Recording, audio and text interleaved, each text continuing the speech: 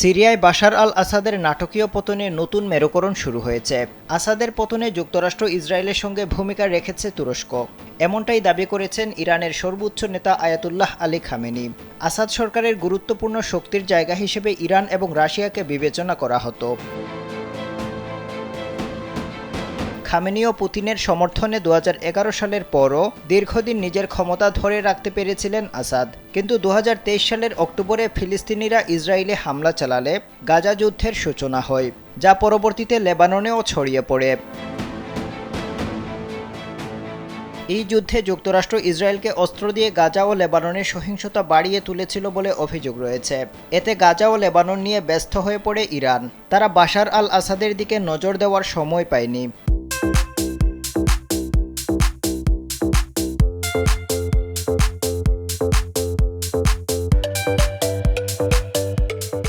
অন্যদিকে ইউক্রেনকে অস্ত্র দিয়ে রাশিয়াকেও ব্যস্ত রেখেছিল যুক্তরাষ্ট্র। এতে রুশ বাহিনীও তাদের যুদ্ধের কারণে আসাদের দিকে মনোযোগ দিতে পারেনি। এই সুযোগে সিরিয়ার বিদ্রোহীরা আসাদের পতনের ফন্দি আটে। আসাদ সরকারকে হঠাৎ এই মিশনে যোগ দেন তুর্কি প্রেসিডেন্ট রিসেপ তাইয়িপ এরদোয়ান। এরপর মাত্র 12 দিনে আসাদের পতন হয়ে যায়। বাশার আল আসাদের পতনে একদিকে ইরান ও লেবাননের সমন্বয় বড় ধাক্কা খেয়েছে, অন্যদিকে সিরিয়ায় রুশ বাহিনীর ব্যর্থতা ফুটে উঠেছে।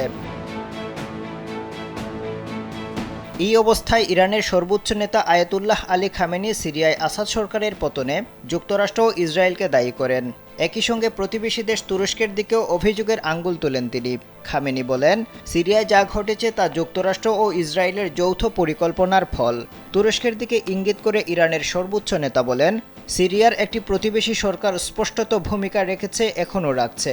ইরানের কাছে এর প্রমাণ আছে।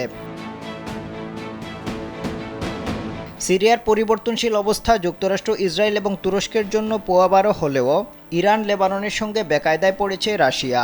মধ্যপ্রাচ্যে নিজেদের প্রভাব বজায় রাখতে দামেস্কের নতুন বিদ্রোহী নেতৃত্বের সাথে মস্কো সিরিয়ায় তাদের মূল সামরিক ঘাঁটির ভবিষ্যৎ সুরক্ষিত করতে চায়। উত্তর পশ্চিম সিরিয়ায় একটি বিশাল বিমান ঘাঁটি এবং ভূমধ্য সাগরীয় বন্দরে একটি নৌঘাঁটি রয়েছে রাশিয়ার। এ বিষয়ে রুশ উপপররাষ্ট্রমন্ত্রী মিখাইল বোগদানভ বলেছেন, সিরিয়ার বিদ্রোহী গোষ্ঠী এইচটিএস-এর সঙ্গে রাশিয়ার যোগাযোগ গঠনমূলকভাবে এগুচ্ছে। তিনি বলেন, রাশিয়া আশা করে এইচটিএস সব ধরনের বাড়াবাড়ির বিরুদ্ধে সুরক্ষা দেওয়ার প্রতিশ্রুতি রক্ষা করবে, আইনশৃঙ্খলা রক্ষা করবে এবং কূটনীতিক ও অন্যান্য বিদেশি নিরাপত্তা নিশ্চিত করবে। রাশিয়ার উপপররাষ্ট্রমন্ত্রী আরও বলেন, মস্কো আশা করে তারা সিরিয়ায় থাকা নিজেদের সামরিক ঘাঁটি রক্ষা করতে পারবে। আবদাল হুসাইন, কালবেলা।